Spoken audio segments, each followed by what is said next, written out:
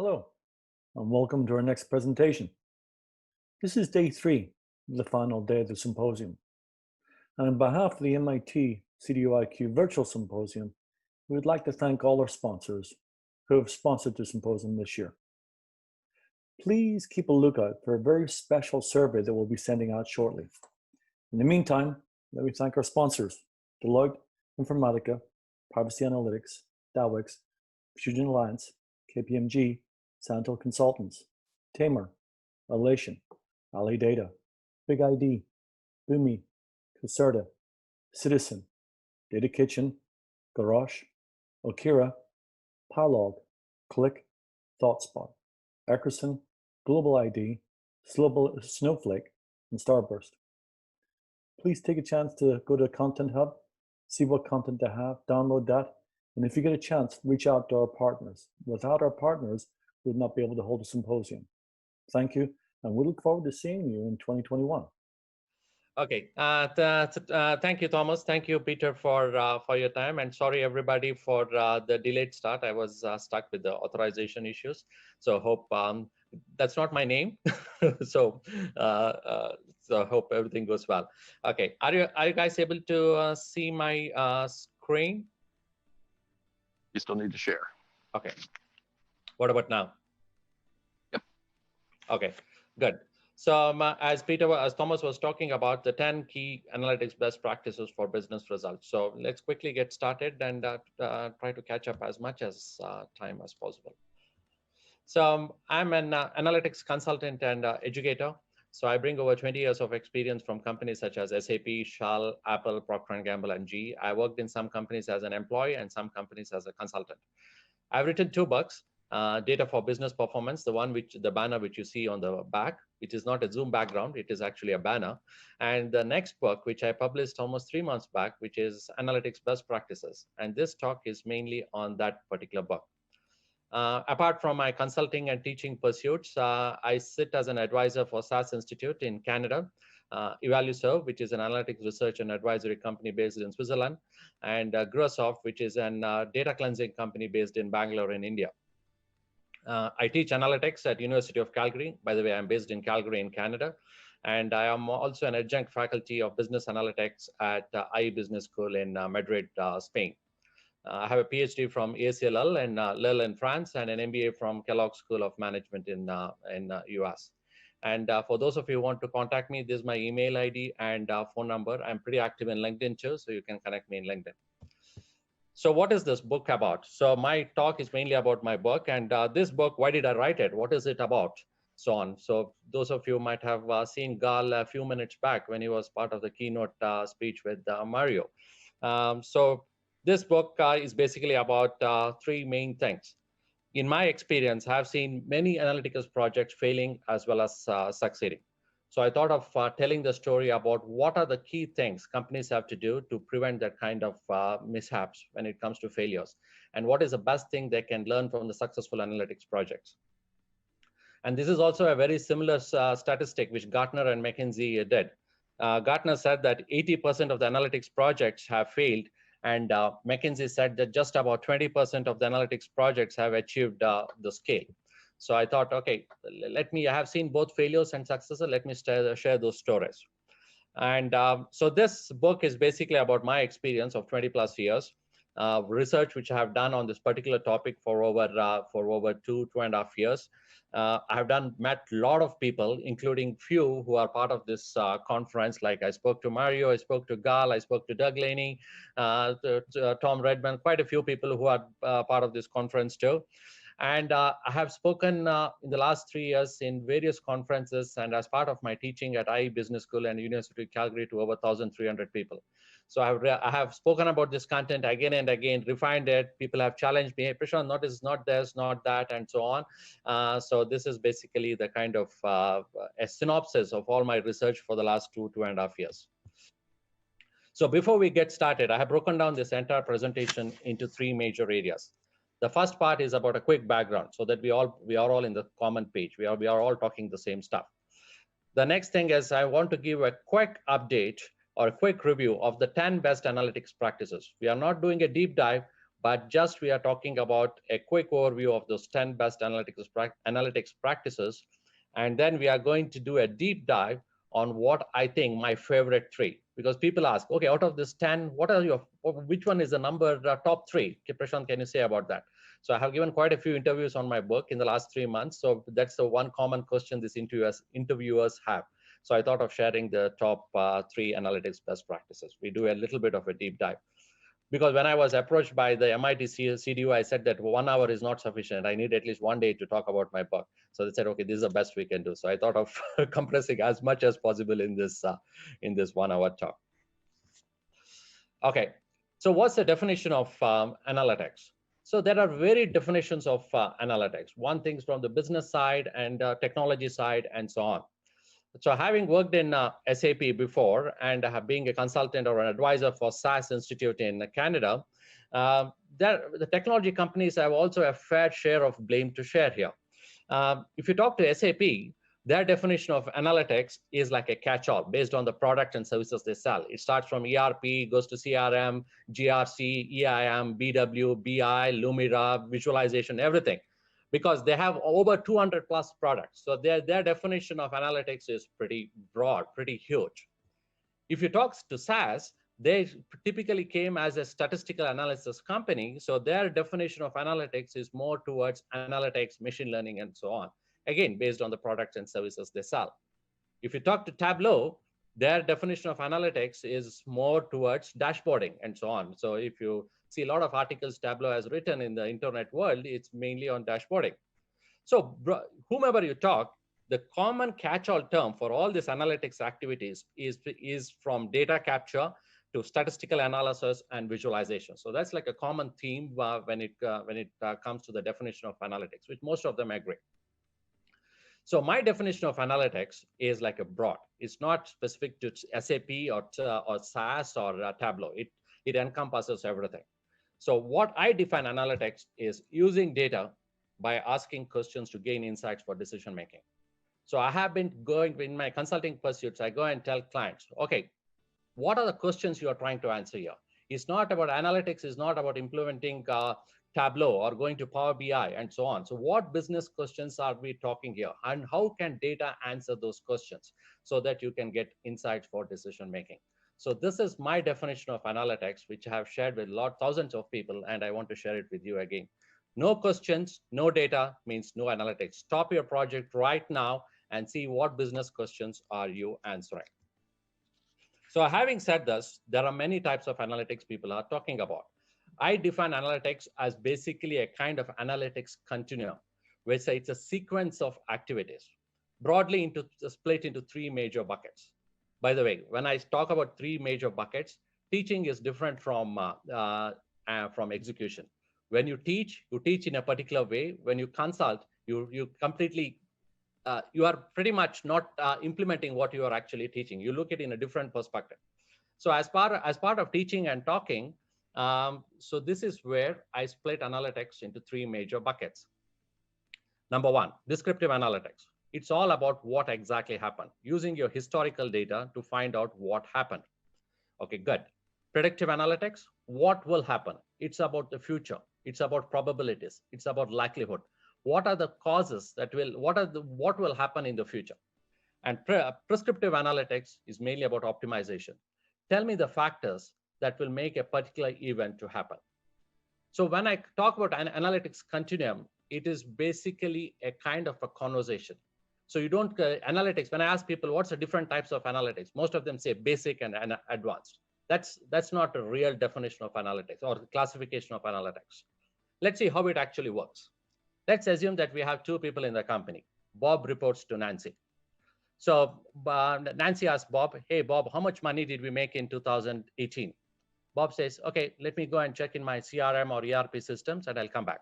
So Bob goes to Nancy and says, hey, Nancy, we made in 2018, we made $20 million. Nancy says, good, Bob. Now, can you tell me what will happen in 2022? How much money we are going to make in 2022? Bob says, fine, Nancy, let me do some regression and I'll come back to you. So he goes, looks at those parameters based on his hypothesis and runs his regression model and comes back to Nancy and says, hey, Nancy, in 2022, we are going to make $25 million. Nancy says, okay, good. Now tell me, what are the factors? My target is $30 million in 2022. What are the factors that will make me achieve $30 million? So Bob says, okay, this is optimization. I might have to do something on linear programming. I might have to do something on sensitivity analysis. So let me come back and tell you those factors which will help you achieve those $30 million. So if you look at this conversation between Bob and Nancy, they are not talking about Tableau or the descriptive analytics or predictive analytics. It is like a conversation. They are having a conversation. So treat analytics as a business conversation, how people conduct, how people behave, how people execute their work. So it's not about descriptive, predictive, and prescriptive per se. It's all about conversation. It's all about continuum. They're all going hand in hand. It's all like together. It's like a three legs of a stool. They all are together when it comes to getting business value and results. So having said this, so this is my analytics taxonomy. So descriptive analytics, as we discussed earlier, it's about what happened. Using historical data, we are going to say what happened in 2018. Again, broken down into three major components. Exploratory, which I call it as 3D characteristics. One is discover the data structure, determine the data distribution, and number three, detect the data anomalies. So that's part of descriptive analytics. Number two, predictive analytics. What will happen? Probabilities, uncertainties, future. So it's all about predictive analytics. If it is analyst-driven predictive analytics, like Bob goes to his desk and runs regression models, whether it's linear, logistics, dummy, whatever it is, so that's all analyst-driven predictive analytics. If Bob says that, okay, I have fine-tuned my regression, now this could be automated pretty much. I can rely on data and get more about the future. So I call it as data-driven, which is commonly known as machine learning, again, broken down into supervised and unsupervised. And lastly, we have this prescriptive analytics, which is about which could be, again, exact optimization techniques such as simplex method or sensitivity analysis and so on. Or it could, all those things which we see, traveling salesman's problem, knapsack problem, and so on, NP hard and NP simple and NP hard. Then we have this heuristic problems, which could be all about approximate optimization techniques. Ultimately, you present those insights which you have derived from descriptive, predictive, and prescriptive analytics into reports and dashboards. So bottom line is that it's not descriptive doesn't mean that it's dashboards, or predictive doesn't mean that it's regression. The mechanism to visualize the insights is basically reports and dashboards. It doesn't mean that if you're talking about reports, you're doing some non-sexy work or anything like that. There's nothing like, it's all about business results and business impact. Whether you do it a descriptive or predictive or prescriptive, it doesn't matter. You have to look at what is the impact you are making to business and what questions you are trying to solve as part of analytics. So this is I just want to have that kind of an overview so that we are all in the same page. So let's quickly go over this 10 best analytics practices. Thomas was talking about, we are not talking about 4 or 40, we are just talking about 10 here. So let me talk about those 10 best analytics practices before we do a deep dive in part 3 about the three top ones, or my favorite ones. So what's a best practice? So as most of you know, best practice is basically a repeated evidence of success that has been demonstrated. Okay, we see these patterns which are repeatedly occurring time and time again. So we just want to know what are those best practices so that we can leverage it and we don't make the same mistakes again as part of this new implementation. So this is part of my 10 best analytics practices, which is explained in detail in my book. So the ones which are marked in red color are the ones we are going to do a deep dive. And the ones which are in black are the ones which will quickly do a kind of 2 to 3 minutes overview on those 10 things, so that at least you get a flavor of this.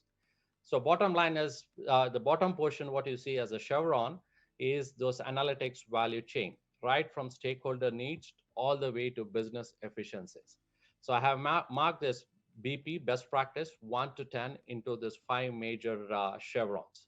So let's look at this. 7 best practices for now. So 3 we will look at in part 3.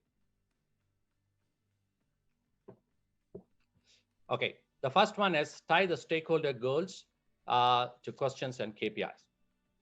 So involving the stakeholders early in the analytics program will build the engagement and the support in the program. But how can one define a good engagement? Prashanth, we have heard about the stakeholder goals a million times. So what is it new in this book? What is it new you got to say about the stakeholder goals and questions? The first thing is all about stakeholder goals is about asking the right questions. So how do you get those kind of information? How do you ask those questions? So in my view, there are two main approaches to get it. Number one, direct, conventional. Go to him and ask, hey, what are your needs, for example? Okay, so this is my needs. If Henry Ford had done the same approach, they said, what do you guys want? People would have said faster horses, but he didn't give them faster horses. He gave them a car. So that has got some limitations as well. And when you have that explicit needs, the key thing that matters is you have to find out what are the assumptions the people are doing as well. So many people just go and note down what the requirements are, but they miss out the assumptions part of it. So this is first approach. Go and ask directly, what is your requirement? But make sure that you have clarified the assumptions as well. The second thing, which I call is unconventional approach. You go and say, hey, what's your future in your team? And people have no idea what your future is happening. Oh, I don't work in the strategy team. I have no visibility to the C-suite and so on. So how do you get that visibility when you are not part of the C-suite? Where can you get that information? Do you send a mail to your CEO and say, what's your future? So there are three ways of getting that kind of information. Number one, you can get that information in the company's financial statements.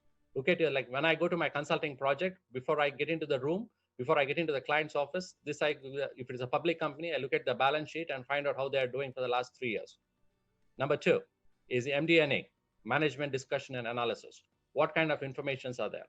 And lastly, if there is an opportunity for you, look at the analyst calls and see what's the future. This is where the C-suite is coming and addressing the questions of the analyst. So you will get an idea about the stakeholders' goals and how the company is going. Number one, that's the first point. Number two is building high performance analytics team. Again, Prashanth, we have heard about this a million times, even in this conference. What is it new you have got to say about this? Two major things. Number one, data literacy as a foundation. And next, number two, hypothesis-based methodology. So what is that? In many projects where I go, people take the physics problem as a data problem. So that's not truly analytics. True analytics is using your data as one of your resources to get insights. Traditionally, if you look at the way the reporting teams have been structured, they are falling under the function of the CFO, which is mostly a regulatory function. But today, the analytics is not just about regulations. It's about operations, and more so, it's about revenue generation as well. So we need a different kind of mindset, not people who are looking at, okay, by this day I have to give 10 reports and that's part of analytics. No, definitely that's part of analytics, but we have to expand that definition of analytics and the team's goals beyond that, which is about revenue generation, which is about operations. And that happens if you have a team which is working on a hypothesis-based methodology, not on a fixed, defined scope kind of thing. Okay, tell me all the requirements now, and I'll go back and I'll come to you after 6 weeks. That kind of things don't work now when it comes to analytics. 3 and 4 we'll look at as part of section 3. Make compliance as an integral part of analytics, which is the best practice 5. So in my view, data compliance is mainly on 4 key elements. Number 1, government laws and regulations, internal business rules, industry standards, and ethics. While data can be an asset, it can be a huge liability as well. When I go and talk to my clients, many people say, oh, data is an asset. We want to leverage data and all those things. But you have to make sure that if you don't manage your data well, it can become a huge liability as well, as we have seen in the case of Capital One, as we have seen in the case of Equifax, where they had to spend billions of dollars to revamp their IT systems after the hacking. We have seen Cambridge Analytica, which was in the limelight because of data, and it was actually the data, the privacy issue within the data, which actually brought them down. So while data can be an asset, it can be a liability as well. And data, most people might not know, our data centers are one of the biggest polluters in the world.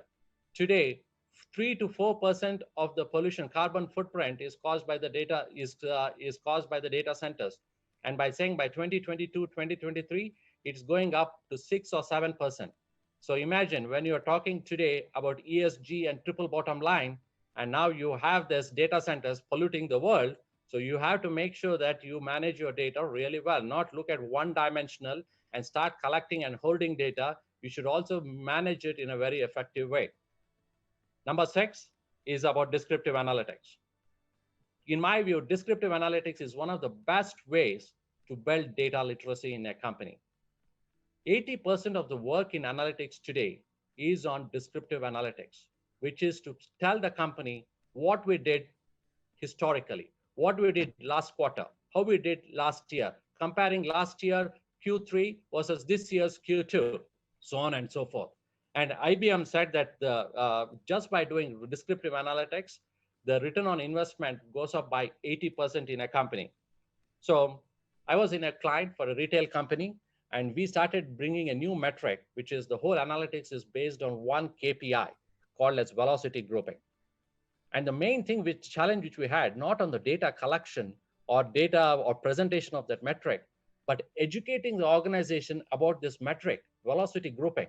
So before we started looking into predictive, prescriptive, and so on, so what we said was, let's put this velocity grouping for all of our SKUs, the stock keeping units, into this A, B, C, or D classes, so that people get to know, people ask questions, people are building that kind of knowledge about velocity grouping. So based on this, our inventory turns, our inventory management, and so on can be managed effectively. So if you want to build data literacy in a company, you have to start with descriptive analytics.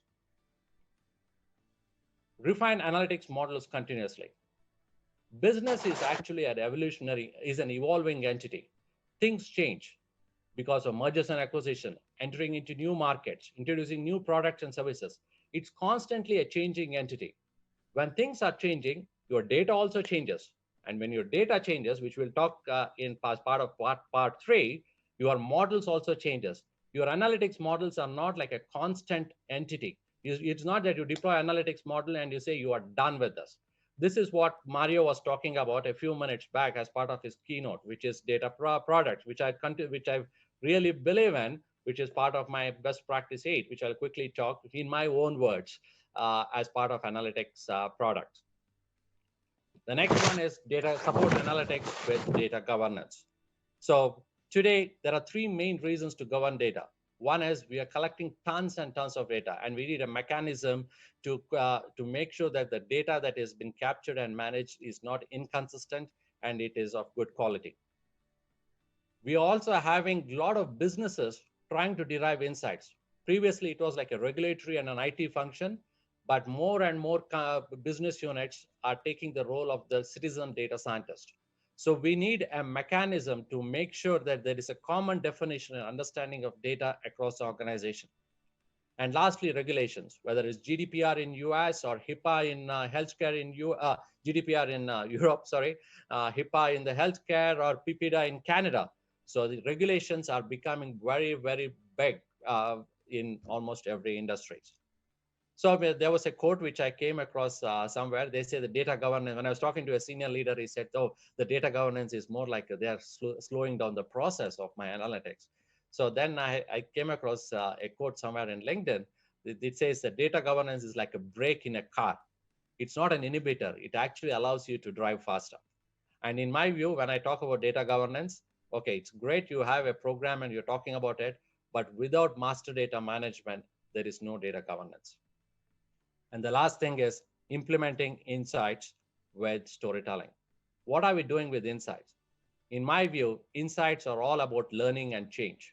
We are coming up with this insight so that the organizations learn, the organizations change. And in my view, insights are 4 key elements. One is data storytelling, It's about visuals, narrative, data, and the financial benefits, of course, the rest. The ones which are in black, of course, all the 10 are covered in detail in the book, but now we will look at 3, 4, and number each. First thing, let's look at analytics data, understanding the data from an analytics point of view.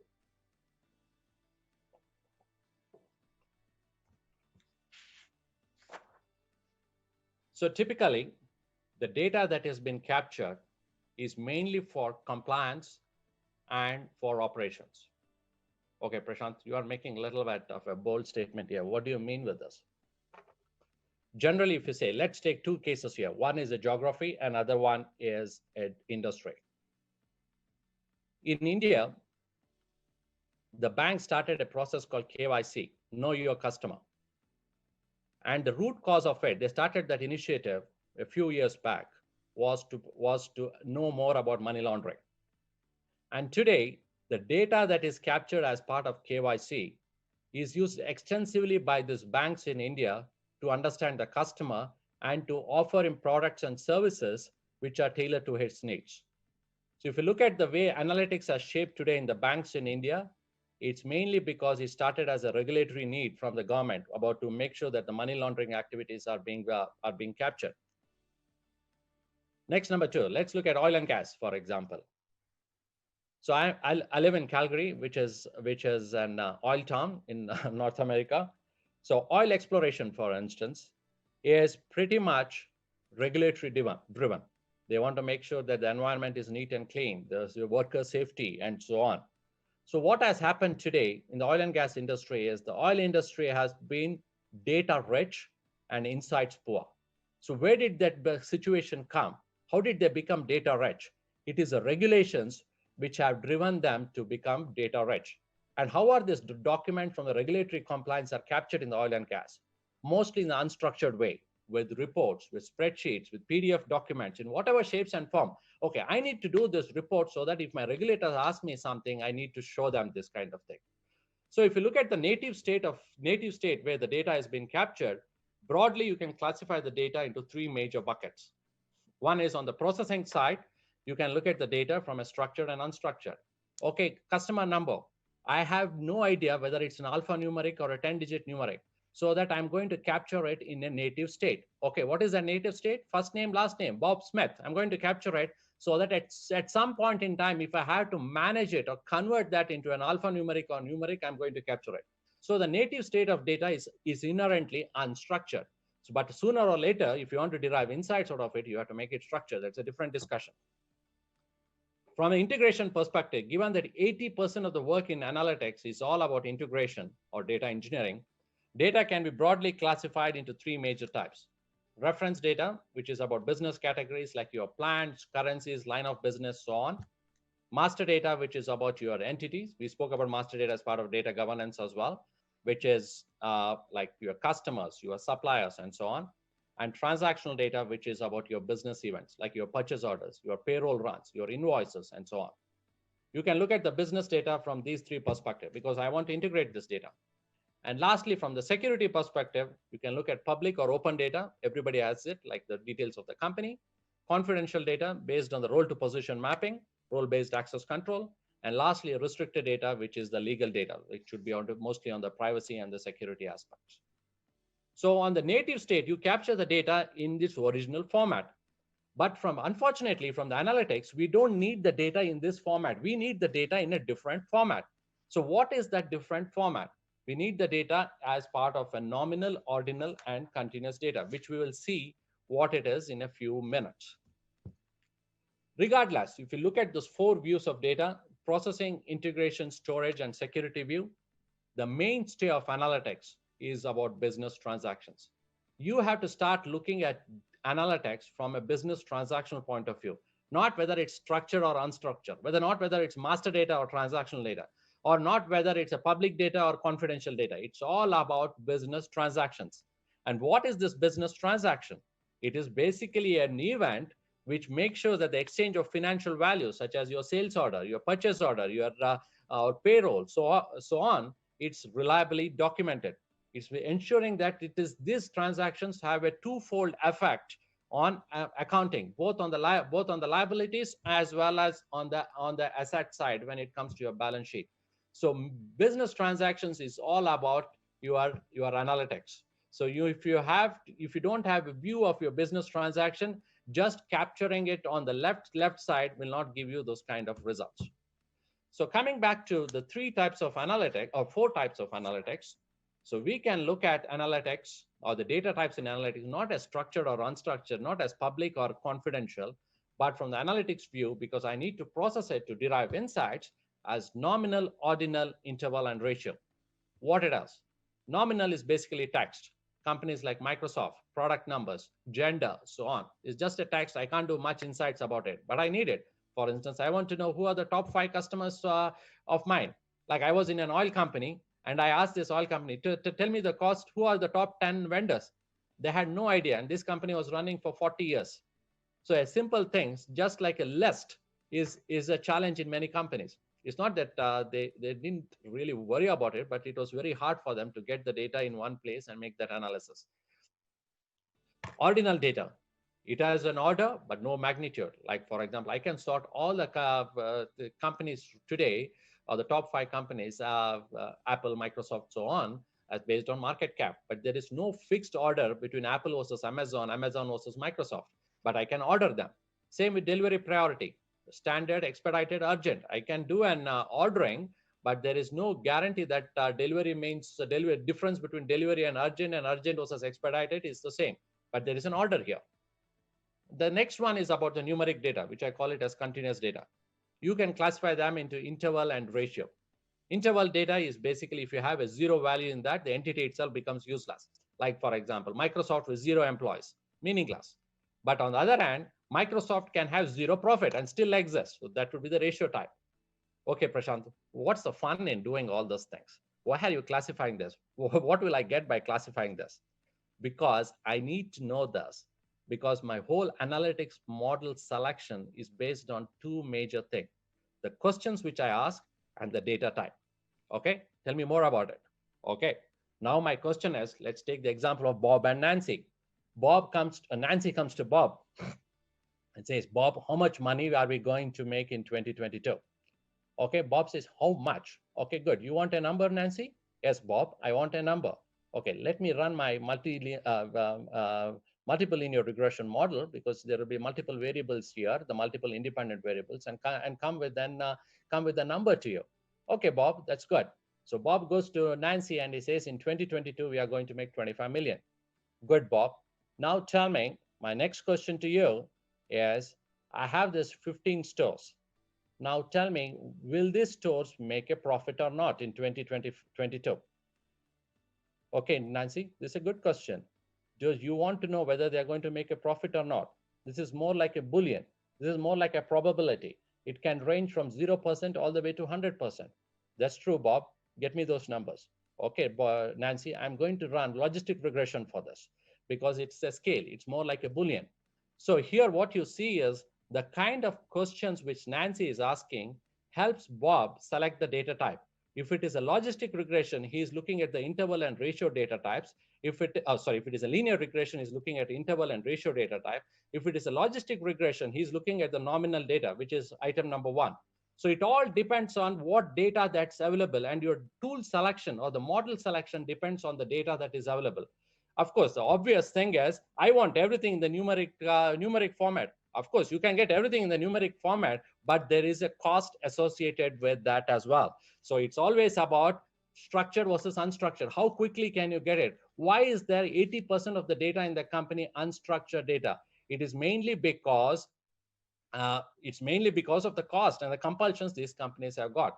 So the types of data you need to understand from an analytics point of view, can you classify this data into these 3 major buckets, not just looking at the data from a native standpoint.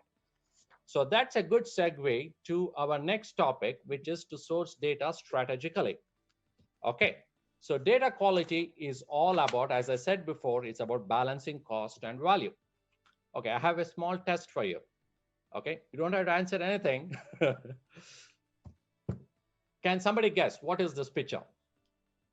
When I showed this picture to many other places, both in universities and in the conferences, people say, "Hey, Prashanth, this could be a, I don't know what it means, but I think it could be a building, or it could be a box." Okay, good. So why, okay, so I have no idea. It could be whatever. Okay, what is this? I'm not sure, Prashanth, what this means, but it looks more like a puppy. It could be a bear. It could be a fruit as well. But I think my guess says that it's 60%. I would say it's more like a puppy. I would go with 60% accuracy about a puppy. Good. I show this picture. Can you tell what this is? Prashanth, I'm pretty sure. I'm 95% sure, or even 99% sure this is a puppy, what you're showing. Okay, good. What is this? Of course, 100% sure it's a puppy. Okay, good. So if you look at image one, it was 0% accuracy, whereas if image 4, 100% accuracy that it is a puppy. Image 3, 60% accuracy. Image 5, 99% accuracy. Let's look at a cost of getting this image. And I'm using a metric called kilobytes as the cost. So if I use the cost as a metric, if you look for the first thing, 0% accuracy, 7.3 KB, whereas if you look at picture 3 and picture 4, with 99% accuracy, I got 16 kilobytes, but by increasing the accuracy by 1%, I had to pay 10 times the cost of this. So businesses had to see, in most places where I go, businesses are striving for this number 1, number 4, which is basically look at the perfect state of data, which actually doesn't exist. The unicorn doesn't exist when it comes to analytics in business. So that's a big statement which I'm making here. So companies are striving for this, and that could be the one reason why we have 80% of the companies not achieving the analytics value. So, but is it good enough that I work with 95, 98%, but still, you imagine the cost, 9 times lesser than number 10, number 4, for example. Absolutely. So you need to find out that kind of a balance between achieving a cost and value. And that balance depends on so many factors, the way the industry you are located, and so on. So there are two major pictures which I want to show you guys when it comes to data strategy. This is one thing which I use for my clients. One is called as a digital vertex. This is a research done by a professor at IMD School of Business in Switzerland, where they looked at almost like 20,000 different survey respondents and from different industry. And they said, okay, these 4 industries which are in the middle center of the vertex are the ones which are highly vulnerable to this digital disruption for so many reasons, which we'll not cover today. It's a different discussion altogether. It's there as part of my book too. The next thing is, which we saw here from Randy Bean's talk on Thomas Davenport, which is about data strategy, which is about from a regulatory perspective, defense versus offense. Whereas if you look at the left side picture, it's it's bigger than the regulatory. It's about your digital product. It's about your fungibility when it comes to the items. It is about transportation and so on. Whereas here we have one more thing, which is a little bit detailed when it comes to regulatory, defense versus offense. So your data cost and value is basically dependent on 2 major things, your industry type and your regulations. So the $1 million question now first is, how do you source data strategically when there is no data and when there is no quality data? Prashanth, what are you talking? Are you in the right conference? Like you are coming, say that you're talking about analytics and data, and you want to do analytics when there is no data. So are you in the right conference, Prashanth? Okay, let's look at how do we source data when there is no data or when there is no quality data. This is where almost every place where I go, this is what I come across. We don't have good data, or we don't have data at all. So the main thing is, this is a quote which I got. It's about progress. It's about perfection. And analytics is all about progress. You need to keep moving. 3 strategies for data sourcing. Number 1, sampling, feature engineering, and acquisition, acquire and blend. And to support what I said, there is one quote which I have from Nucleus Research, which says that the half-life of data for analytics project is ranges from half an hour to 56 hours. Weighted average is about 1 business day. So if this is the case, why so many companies are spending 6 months, 1 year in a data warehousing project? So this is a question which I have. So how can we reduce that cycle time? Can we make things quicker? So there are 3 strategies which I have to reduce that cycle time. Number 1 is sampling. So most of you know about sampling. Sampling is not just going and taking a count of objects. It is very similar to the concept of checking whether the rice is cooked from a pot of rice and making sure that you are ready for dinner. But it's more than that. It's not just about the count. You also have to look at the next component of sampling, which is known as the sampling error.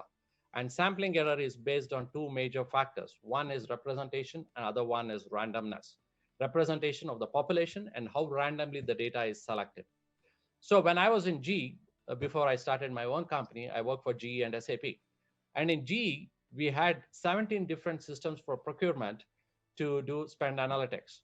And imagine every year we used to cut almost like 1 million purchase orders. If somebody had to get this data from 17 different systems into one canonical database, how much time would it take? Is there a way to do it in a simpler way? One is, let's assume that in 2017, you cut 839,997 purchase orders. You want at a confidence level of 95%. That's what the statisticians say, and a margin of error of 5. You just put it and you say you can manage with 384. Good. What? Manage with 384, go and get it, or get all your purchase orders from China, which is running on one third-party application, or get all these 384 purchase orders from India, which is running their procurement in Excel spreadsheets.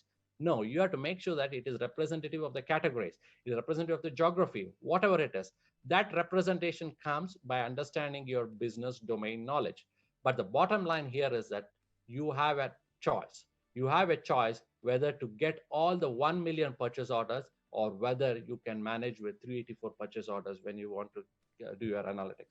Of course, you can play around with the confidence interval and margin of error. And if you make it like 99, you might get it even like 1,000. So bottom line is you have an option with data sampling. Number 2, feature engineering. What is this feature engineering? This is where I said creating new data when there is no data. How do you do that, Prashanth? It is basically use your existing data set, intuition, domain knowledge, and so on. Okay, good. Tell me more about it. This is like original data which I have, which is basically items produced at different points in time for different products. Okay, my question now is, I want to classify this not at a granular level, but at a category level. Of course, I can map all my product IDs to my categories.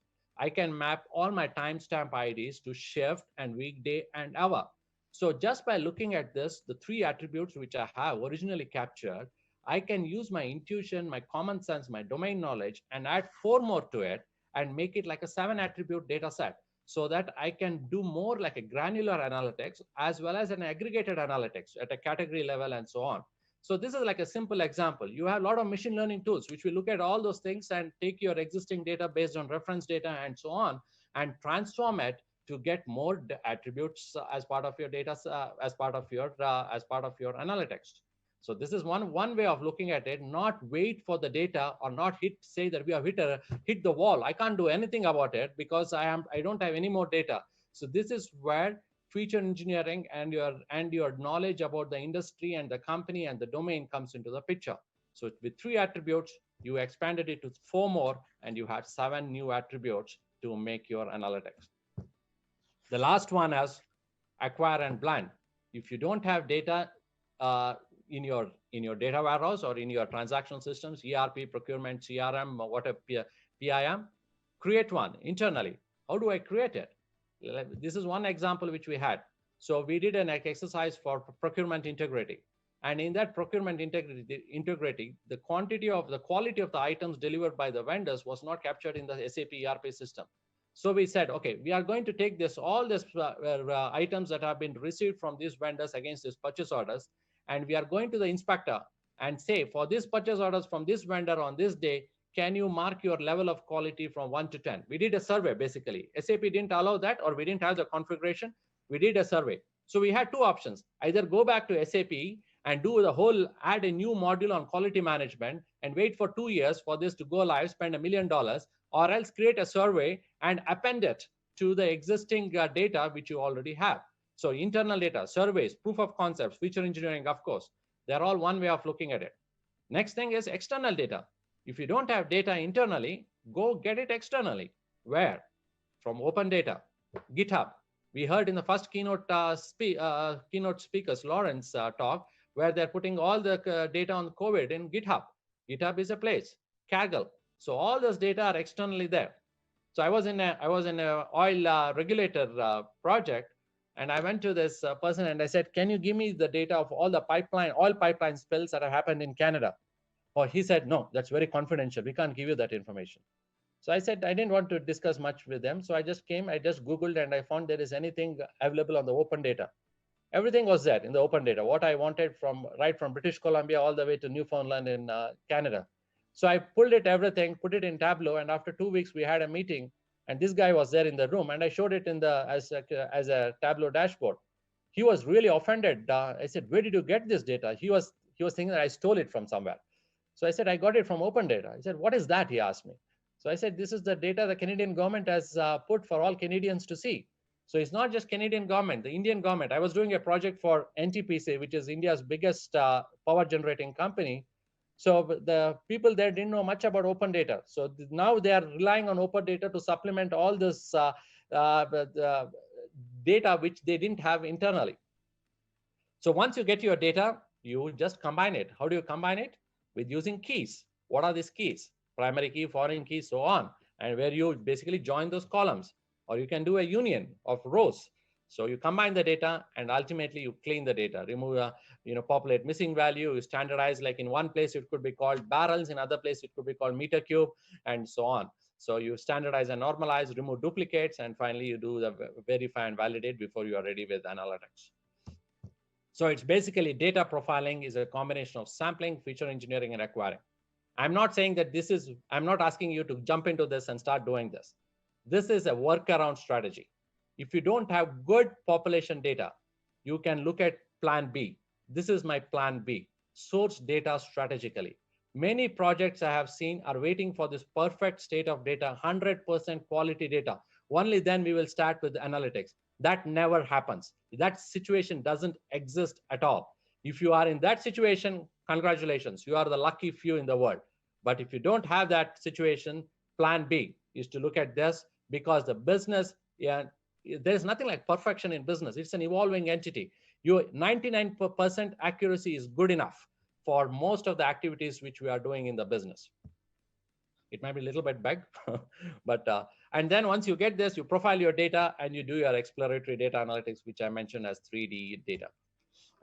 Just on the time check, officially I should have ended it in 2 minutes, but I'll just take another 7 or 8 minutes or so, just because I lost some time earlier. So how we do this data profiler? So this is what we do as part of my company, where we go and run this 22 KPIs and we give a score. It's basically like a health check report, where we say, okay, this is your score. And then you look at your health report and you say, oh, my cholesterol is high, my blood pressure is high, and take some corrective actions. Corrective actions is the next step, but at least you need to know what's wrong. So this is our report, which we run as part of our consulting project. If you want to know more about it, we can talk offline. So the second one is, or the last best practice for today, the deep dive, is about analytics products. So what is analytics product? So it's basically about generating financial benefits for improved business performance. So IDC said that in the next few years, by 2023, 50% of the GDP is going to be based on data-related products and services. What, Prashanth? This is new. Are you talking some theory, or is it real, what you are saying? It's absolutely real.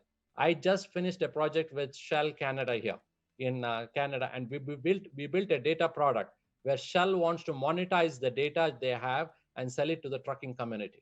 So people are talking about it. So we can broadly say that analytics are 3 major types. One is about the syndicated data. It's very similar. The data is capturing data from a variety of sources and selling it. Like, for example, you are in medical supplies business, and you want to sell, say, dental supplies business, and you want to sell your dental products to all the dentists. Where do you get the list of all the dentists in a particular region? So you go and buy this dentist data from many places. It is very similar to that, syndicated data. Data exchanging platform, you give something, in return you get something. You keep searching in Google, and in return Google gives you something. Same with Facebook, same with Amazon, Netflix, so on. The more data you give to those platforms, the better service you will get from this. Of course, there's a different dimension on privacy and everything. Bottom line is nothing is free. Last one is data experiencing product, which could be an external product, like, for example, what you get from Bloomberg, for instance, or it could be an internal product. Like somebody wants a sales margin report in your company, you build a nice report in Power BI and give it to them. It could also be a data product. So this is an example project which I did for a company called SPS. They are based in Minneapolis, and what they do is they go to all the retailers like Costco, Amazon, Walmart, and so on. They get the data. so that companies like Pepsi, Nestle, and all don't have to go to multiple retailers and get their data about the point of sales. So what is the value proposition for Pepsi? Again, they don't have to go to multiple retailers. True. What is the value proposition for Walmart? It's profit sharing. 50% of the money goes to Walmart, 50% goes to SPS. So everybody benefits. Nestle saves time, Walmart and SPS make money. So projects and products. Mario just a few minutes back spoke a lot as part of CDO4. So data products basically help in scale analytics capability and hiding the complexity in data management and other organizational constraints. Products teams stay on a problem domain longer than a typical project team. Project team, as soon as the project is done, they are gone, whereas the product team will continue to stay there, and products generally enable collaboration. So it has to be a balance.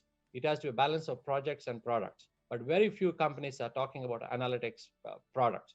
So this is a way to build scale as well in the company. Okay, good. So now we spoke about the 10 best analytics practices. So how do we deliver it? So this is what I call it as operationalizing analytics. So the bottom curve, you see lost business opportunities. 80% of the effort in analytics project is basically spent on defining the stakeholders' needs, getting the data, preparing the data, build models, and deriving insights, and all those things. But actually, that kind of value, it's inevitable, but not really a big value for the business. What business needs is the top portion of the curve. Tell me the insights. How do I make the decisions and business efficiencies? So the key here is that the bottom portion of the curve is inevitable. You have to do it. You can't jump into the decisions without doing this. But the trick is, how do we reduce that cycle time? How do we reduce the bottom portion of the curve so that we jump into the top portion of the curve, which I call it as the last mile of analytics quickly. So that's a trick, and which takes practice and experience and so on. So this is the delivery model which I have been a big proponent on. So the technology is like the middle portion of it. True, it is where the rubber hits the road, but it is not the first point. The first thing is identifying the problem. What's the maximum payoff? What's the context? How do you get the culture? Culture is based on KPIs and so on. And once you have your insights, the next thing is change management. How do you adopt those insights? How do you consume those insights and get results? Just for your information, in the retail company, what we said about the velocity grouping, we did this project, and for 12 weeks, we gave a consistent report to the management and said, out of this 20,000 SKUs in your company, these 10 have been consistently reported in the last 12 weeks. So these can be retired. These can be, you stop procuring this. But the business couldn't do. They said, this great insights, great work, everything. But we couldn't do anything about it because we have signed multi-year purchase orders contracts with those vendors to keep supplying us. So there's very little we can do now, but it's a great insight. So it's about insight generation is great, but the main thing is about adoption. What do you do with that insights is also equally important when it comes to analytics. That's part of the business efficiency. In my experience, most of the companies have got a lot of resources these days. You have the technology, you have the people, you have very smart people, you have data, tons and tons of data. So it doesn't matter how much resources you have to use it effectively. When it comes to data, it's not about data collection. It's about data management. It's about insight derivation. Forrester said 73% of the data in most companies are never used for any purposes, which is very unfortunate. But still, many companies, I show this slide, and after a few weeks in my consulting projects, we start one more project. Oh, let's do RPA, let's do this kind of thing. But not many discussions are happening. Why we have so much of data which is never used in the company. So this brings us to the end of this discussion, my presentation. So I have, as I said, I published 2 books, and Data for Business Performance, which is mostly on data, which is required for analytics, and then how do you take the data and do the analytics best practices. A couple of the quotes, there is more in Amazon, you can go and see. For all those people who have attended my talk, I have a promotion code, which is 25% discount code on both these books. Mario, for example, has both these books with him. So I'll just pause for a few seconds for you to take a picture of this screen so that you can go to my publisher site, Techniques, and buy these books. you have two options. Either you can get this 25% discount code and get it from Techniques, or else if you want to make the world's richest man more richer, you can go to Amazon. Okay, just kidding. Great note to finish on, Prashanth. Thank you so much for a great talk. We have had several requests in the chat for copies of your slides. Can they get a hold of them by getting in touch with you as well? Oh, absolutely. I think last night I made some small changes to the slides. So, but I can put the new slide and send it to the office, and they can put it. But people can reach out to me in LinkedIn and or email me, and I'll do this. There's a quick. Can I take 1 minute, Peter and Thomas, just to talk Absolutely. about this 5 key? Yeah. So the 5 key takeaways we spoke about a lot. I can talk for 2 days on this topic, but I just want 5 key things for you guys to remember. One thing is no data, no questions is no analytics. So if you are jumping into the technology, stop there and ask what questions are we trying to address here. Look at analytics as a continuum, not as separate blocks like advanced, basic, not as descriptive, predictive, and prescriptive. Look at it as a continuum. Look at analytics like a conversation. Look at the data variables as business resources. Say if you're in analytics, if you're in the retail world, for example, parameters such as store square feet, area, the experience of the staff, so on. They are not like data objects. They are actually business resources. So look at data variables as business resources, how to optimize it. As I said before, transactions are the mainstay of analytics. It's not about data about locations, customers, suppliers. They are all tied to transactions. Location is tied to a transaction. Customer is tied to a transaction. Asset is tied to a transaction. Everything is about transaction. Business case for analytics, a lot of emphasis on good analytics. We want good analytics, but spare a thought on bad analytics as well. A few weeks back, I wrote an analytics on, I wrote a story article with Matt Joyce, who is a pre-sales lead of SaaS in Western Canada, about bad analytics. So it was supposed to get published in Sloan Management Review, but it got rejected because of COVID, and they reduced the number of publications. But whatever it is, you can Google it and get this article as well about bad analytics. And finally, the last quote is not my quote. This is a quote from Florian Zettermeyer, who is a professor at Kellogg School of Management. I took a course on customer analytics from him 3 years back, and he said, analytics is a compass. It is not a GPS. So as part of this, I do an exercise with my students every time. I give them 2 data sets, same 14 tools, and says, tell me which of the data set will you pick? Data set 1 or data set 2? Typically, the class is split into 3 groups. Some say T1, some say T2, some say neither. So it's like you might have the same data set, same tools, but you will come up with different insights based on your experience, based on your constraints, and so on. And imagine when you add more elements to it, like organizational politics, so on and so forth, how complex analytics will be. So the bottom line is, which is analytics is a compass, not a GPS. Perfection is the opposite of progression. So that's, GE was one of the best places I worked. So I was there when Jack Welch was the CEO in early 2000. And this is the best thing which I like about, which I liked, the best quote from Jack Welch, which I like, which is all about learning and change. So I'm open for questions now. Very, very nice quote. Unfortunately, we're going to have to cut the session at this point, Prashanth, but there are, first of all, very nice compliments. Somebody's asked the question, if we order a book, can we get a signed copy? And I'm sure you'd accommodate them for that in there. But we do have to close this session because we need the channel for another internal meeting here. But Prashanth, thank you for taking this. Obviously, people enjoyed it from the comments, and I'm just sorry we didn't have time to do a Q&A at this point. Oh, absolutely. Thank you very much for your time. And if you have any questions or comments, feel free to reach out to me in LinkedIn or whatever. Absolutely. We'll look forward to it. I'm sure your students are going to benefit from this as well. It must be something when you walk into a classroom and say, hey, I used to work in the same area that organization Jack Welch used to work for as well. So again, thank you, Prashanth, and thank you everybody for listening. We're going to break here until 2 p.m. Okay. See ya. Bye-bye. Bye, Prashanth.